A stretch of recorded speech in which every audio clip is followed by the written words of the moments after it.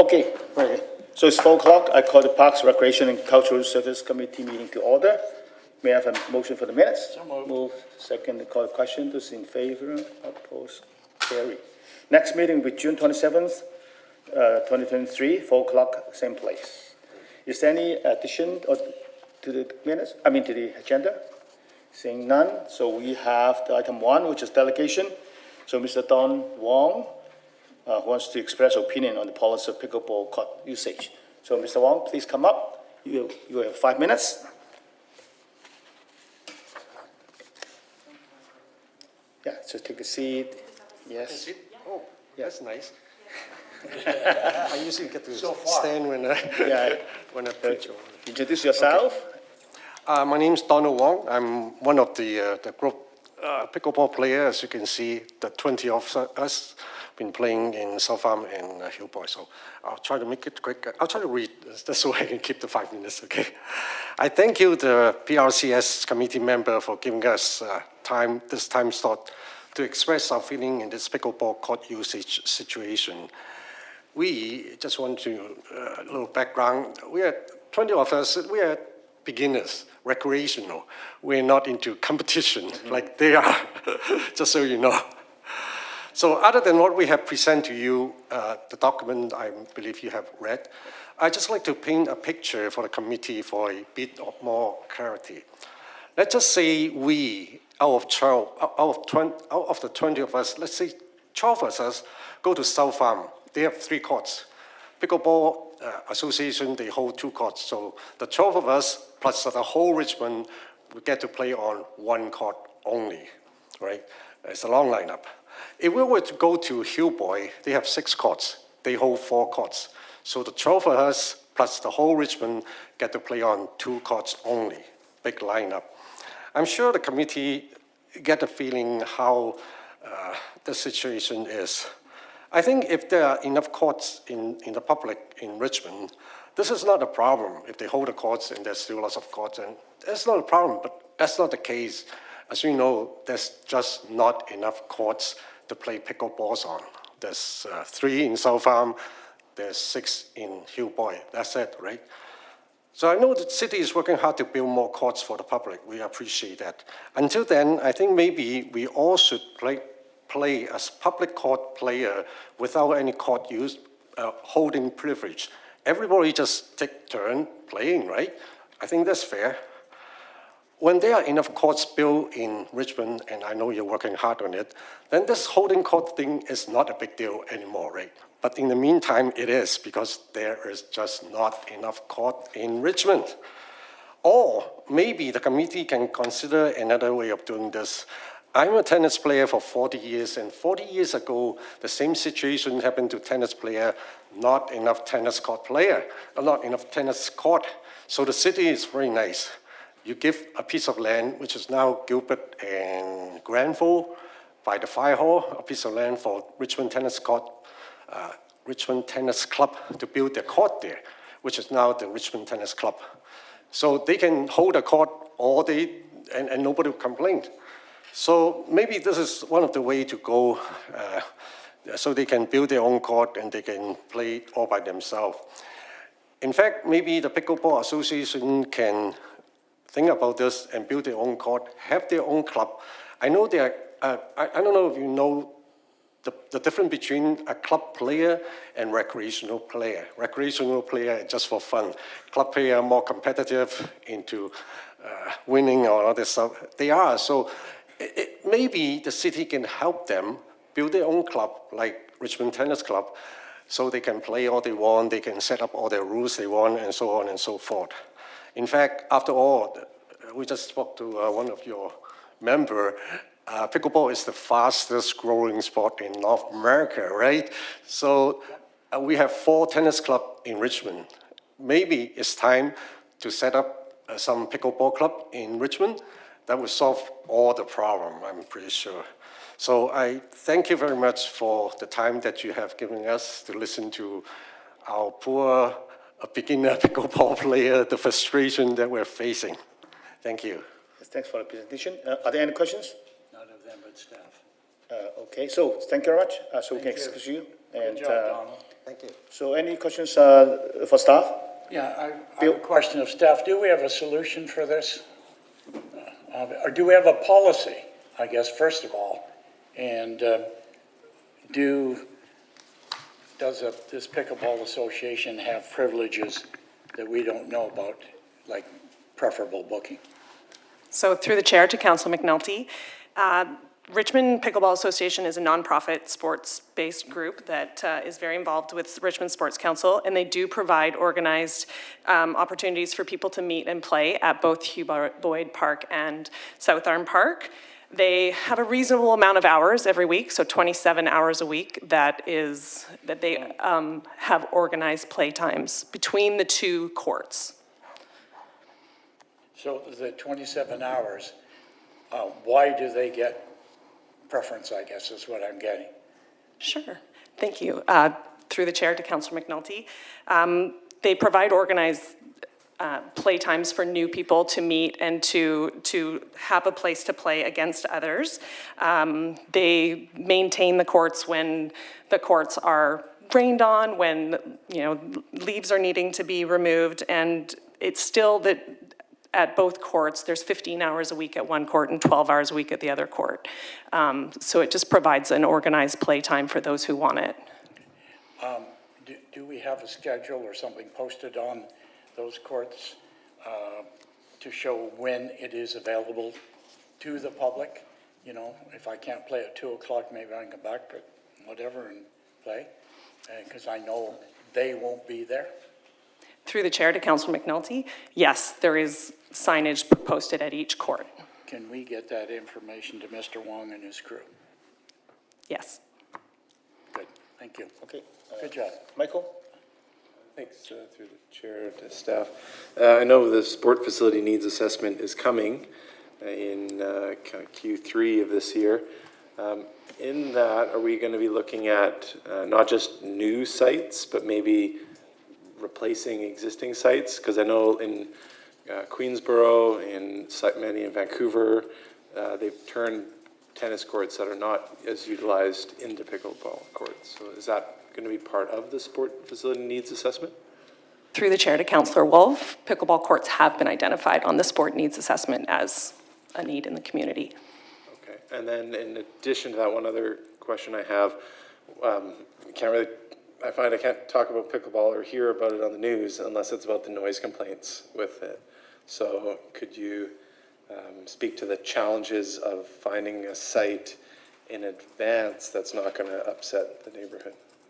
Through the chair to Councillor Wolf, locations haven't been determined yet because future assessment is needed. We do need to consider the sound to local residents and to businesses in the surrounding community.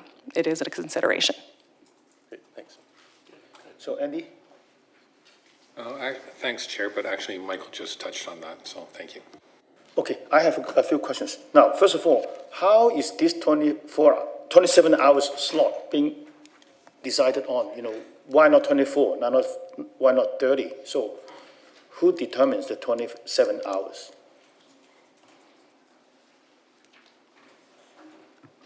To the chair, I'm going to defer to my coworker Keith on this one. Through the chair to the chair.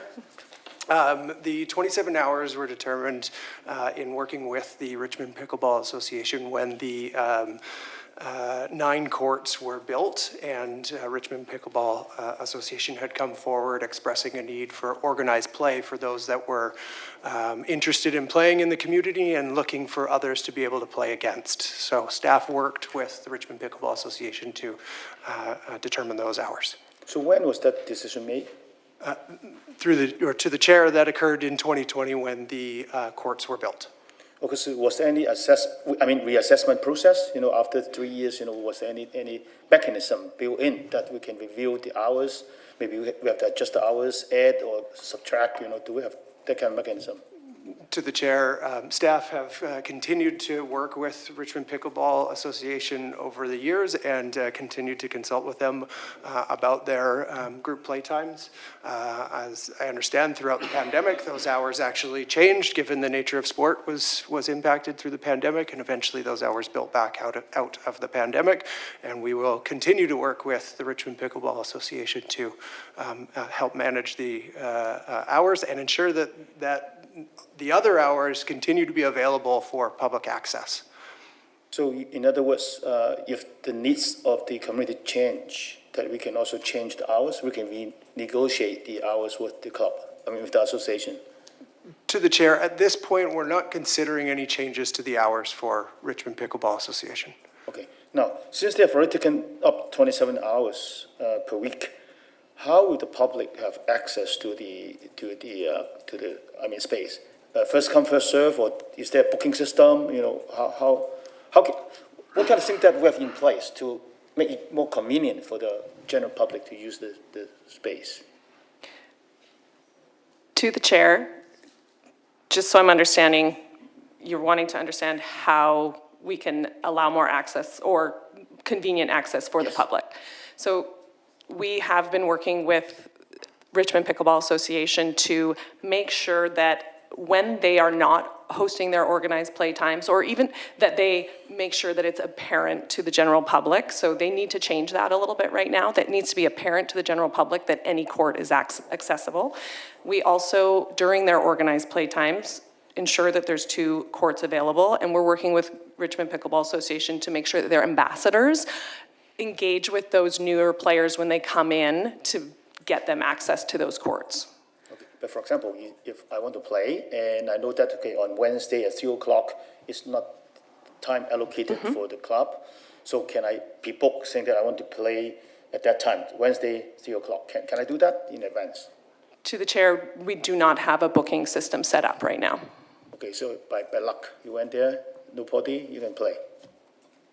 To the chair, during busy times as well, members of the public are able to rotate through play. There are posted rules on site at the courts that outline the rules for rotating through when courts are busy, so that others that are waiting have an opportunity to play as well. Okay, so now you hear that the delegation's concerns and requests. So how will staff address their concerns? To the chair, staff have identified that there's actually an opportunity for us to address the rules that are posted on site, and specifically with regards to the rules for rotating play during busy times. There's some confusion about what's posted there, and staff are planning as a result to be able to consult with the public through a public survey to determine the preferred approach and be able to then implement that change so that those public times can be managed better. So you're saying that the staff will take some actions, and at a certain time, can staff come back to us about the changes or any progress? To the chair, certainly, we would look to make these changes, implement them on site. Those changes will take some time to continue to evaluate and monitor. When staff have a better understanding of that, we could certainly report back to committee. Yeah, so can we expect some kind of information in 3 to 6 months? Is that fair? To the chair, yes. Okay, good, thank you. Thank you very much. Okay, good. Any further questions? No? Okay, thank you very much. Yeah, and thank you for the delegation for coming. And then the next item, Candlelight Station Art Plinth Program, Public Arts Project Terms of Reference. Biliana, anything to add? Nothing to add, Mr. Chair. Here to answer your questions. So any questions? Andy? Comment through the chair, thanks. Yeah, I fully support it, and I just wanted to say, I was just looking at those art pieces about 2 days ago, looking up at it at the Beaver one. I thought, yeah, it has been there a long time and everything, so it is time for a refresh, but looking forward to seeing how creative the next submissions are going to be, because both of those that were there at the end of the line were, I thought, quite smart. Like, I really liked them, so thanks. Okay, good. So with the move, Move the recommendation. seconded. Any further discussion? Call the question. Those in favor, opposed, motion carried. Thank you very much. Moving on to item 3, Richmond Cultural Center Annex Community Mural Project, terms of reference. Again, anything to add? Nothing to add, Mr. Chair, here to answer questions. Any questions? So may I have a Trying. Move the recommendation. move, seconded, call a question, those in favor, opposed, motion carried. Moving on to number 4, options for regulating the use of the city's waterfront.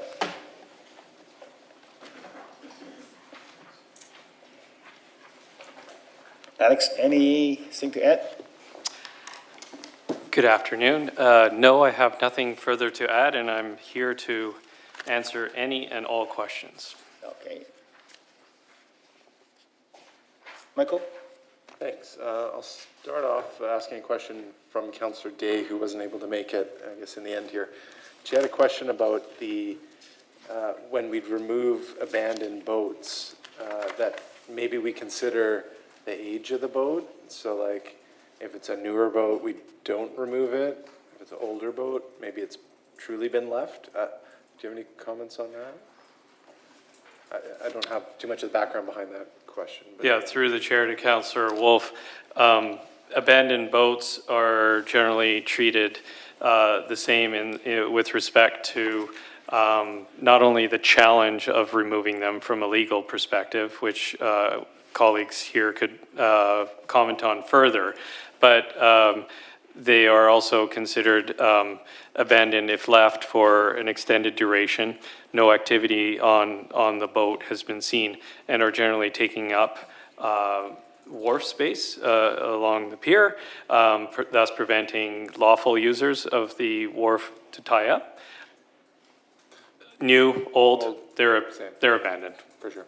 Okay, thanks. My follow-up question on that is, does this, the regulation here with the options recommended, does it at all help us remove an abandoned boat or sunk boat that's not attached to the wharf? Through the chair to Councillor Wolf, yes. There are certain protocols and processes to follow, and it falls under federal law. And with this bylaw, yes, we can start managing those boats, especially when they're floating. But once they become a hazard, then I think that falls into a completely different area. So not so much bylaw, so much as a federal regulation issue. Okay, thanks. Because I recall, like, I think it was 2 years ago, there was a sunken boat in the Canoe Pass area out past Easton, and it took, I think, almost a year or two to get that boat dealt with. And so I was just interested if the language in the bylaw could somehow assist us, and maybe just the partnership, or the fact that the city can come to the table to deal with some of these issues that we can't right now. My last question to the chair was in regards to, I think it's on the top of our page 43, under the bullets of new wharf regulation bylaw will. Under the one around public recreational fishing, that's something that could be under the regulations here. Could you speak to what that might be? Like, could it end up being at certain times the whole Imperial Landing is available for fishing off of, just one end, or perhaps no fishing off of it? Are all of those options going forward? Through the chair to Councillor Wolf, with the bylaw or without the bylaw, as shown on PRCS 48, there's no intention to change the regulation with respect to where fishers can conduct their activity. I think the idea is to maintain them at the ends so that the pier, which is primarily there for boats to tie up, remains open for boats to tie up on. Perfect. Yeah, because I know that I've had that through the chair. That's been one of my challenges, is I don't want to try and get even close there, because whenever someone's fishing there and the boat comes close, they actually purposely try and hit the boats to get them not to dock up in front of them, right? That's kind of a strategy that I guess fishing people do. it is a barbless hook, so, but then again. True. Okay, and I guess the only other part to the fishing I wanted to ask about, is there any support to get the fisheries officers maybe more frequently checking or helping to educate people who are fishing to ensure they're using the right gear and that they're not keeping anything they're not supposed to keep? Is there any way that we can tie in the fisheries office into this site? Through the chair to Councillor Wolf, we would certainly advise DFO that the bylaw has been created. They were one of the stakeholders that was consulted back in 2019. But beyond that, it would be just purely to provide information. But we would take that suggestion under advisement. Thanks, yeah, because I just know it's a challenge for our own bylaw officers to go there and tell people what they can or cannot do, and it's not really under their job title or jurisdiction to control fishing gear and species. So that's all of my questions, thanks. Thank you. Andy? Thanks, and through the chair. Well, thanks for the report. I fully support it, and I think it's been a long time in the making, and I know there's been lots of consultation.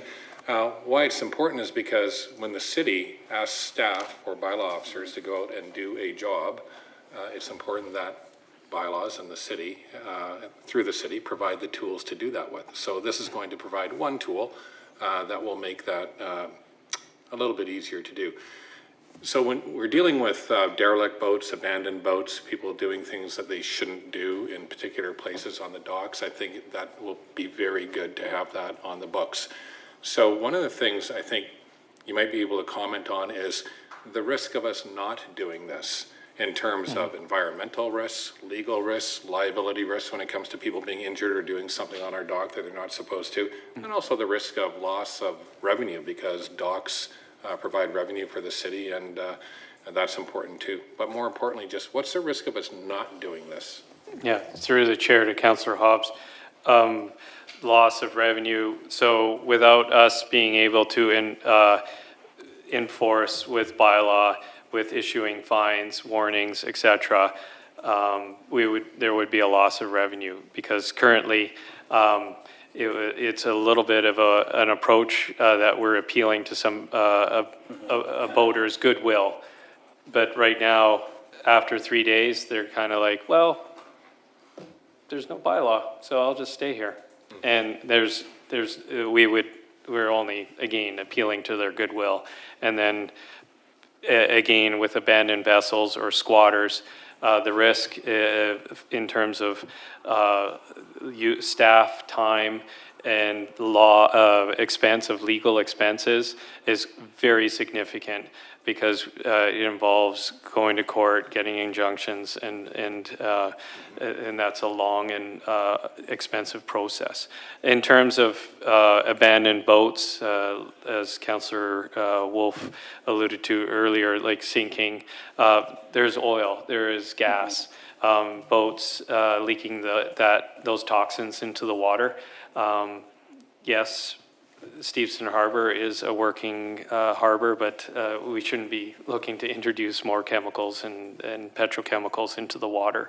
And just the loss of access to lawful users of the Imperial Landing, of this shared asset. That's also, a risk of sorts. Yeah, I think too, one other point was squatters, and just from an environmental point of view, there's not a pump out station there too. So That's if you have correct. somebody squatting, so to speak, on their boat, everything is going Yes. into the river. Yes. Yeah, Yes. okay, well, thank you very much. Okay, so this is staff recommendation. Do you have a mover? Move the recommendation. Secondly, got a question? Those in favor? Opposed? Motion carried. Okay, moving on to manager's report. So as usual, we only want good news stories. All right, I have two updates for you this afternoon, and they're good news stories. The first, I wanted to provide you with information about the upcoming Participaction Community Challenge from June 1st to 30th. As you may recall, the City of Richmond was named BC's most active community as part of last year's challenge. So this year, we are striving to be crowned Canada's most active community. We are kicking off the challenge with a public family-focused event on Friday, June 2nd, from 4 to 6 p.m. at Thompson Community Park. Also, staff have created an activity calendar for Richmond residents to participate in over 50 activities during the month of June, as well as a social media challenge and the return of our most active classroom challenge in partnership with Richmond School District number 38. This year, a series of activities are also being planned for staff to take part in the community challenge and contribute to Richmond's total activity minutes, including a stair climb challenge at City Hall and a nature therapy walk at Garden City Park, among others. Mayor and council are all welcome at all of the public and staff events and will be receiving a memo with further information shortly. In the meantime, I encourage you all to download the Participaction app, then through the app, join the community challenge and be sure to track your physical activity minutes as we strive for Richmond to be crowned Canada's most active community. Very good. Second update is with regards to BC Seniors Week, which is taking place this year from June 5th through 11th, with the goal of celebrating seniors and recognizing the pivotal role they play in the community. The theme for BC Seniors Week in Richmond this year is Seniors in the Spotlight, with the intention of showcasing the arts and the creativity of seniors in our community. The week-long celebration will kick off on Monday, June 5th at the Gateway Theatre from 10:30 a.m. to around 12:30 p.m., for which you've all received an invitation. Furthermore, many free and low-cost activities have been planned in collaboration with community associations and societies, such as multilingual karaoke, a mixed media art workshop, Baroque dance, or the Hummingbird Homecoming at the Nature Park. More information is available on the city's website, or I've brought some extra copies of the Seniors Week brochure that I'm happy to provide you at the end of the meeting. Okay, so, another one? Okay, come on.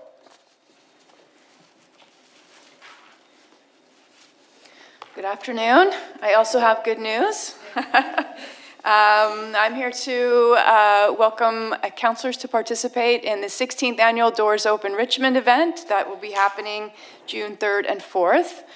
We have 39 sites participating this year and are very happy to have the event back fully in person. And we have many exciting things planned. A full list of activities is available through the Richmond Museum website. A couple of the highlights include 2 bus tours of faith-based organizations, many of which along Number 5 Road called Highway to Heaven. We also have a new bus tour with some food and beverage locations, which are highlighting different cultural food amenities. And lastly, the Britannia Shipyards National Historic Site will have the Burnaby, the MV Burnaby boat back on the shipyard ways, with the shipwright available there to speak to the public about how the ways restoration has come about over the last couple of years and the restoration of the MV Burnaby boat. Happy to answer any questions, and we would love to see councillors out for the event that weekend. Okay, good, thank you. Any further good news? Okay, seeing none, may I have a motion to adjourn the meeting? Oh, Michael. Last night I was, thank you. I was walking along, or in front of the new turf field in front of the Oval, and I noticed the nets up, the mesh nets. Just a question about 2 questions. One is, are those nets working? Because seeing people kick the ball, it's a pretty low net, and that's a busy traffic road, so just concerned that they might not be high enough now that it's starting to be used, and I've seen it used quite a bit now. And then the second part to that question is, I received a complaint from someone who lives in a house adjacent to King George Park, And there used to be, there's a turf field there, and there's a fence that goes around it, and it's higher than the oval fence, but it used to be even higher, and they said something about it was maybe tipping over, and then the staff removed the upper part, and then could we put some of the oval fencing, which looks like a lighter weight stuff, up maybe? Or some, I guess you know what I'm talking about. Yeah. Through the chair to Councillor Wolf, yes, we realize in both situations, in the Oval Lot 5 project, Park staff has actually worked with the Oval staff. It is an Oval project to manage the overall fencing, netting situation. The netting was necessary in that area because it provides flexibility that permanent fence does not. In terms of height, we'll pass the message to Oval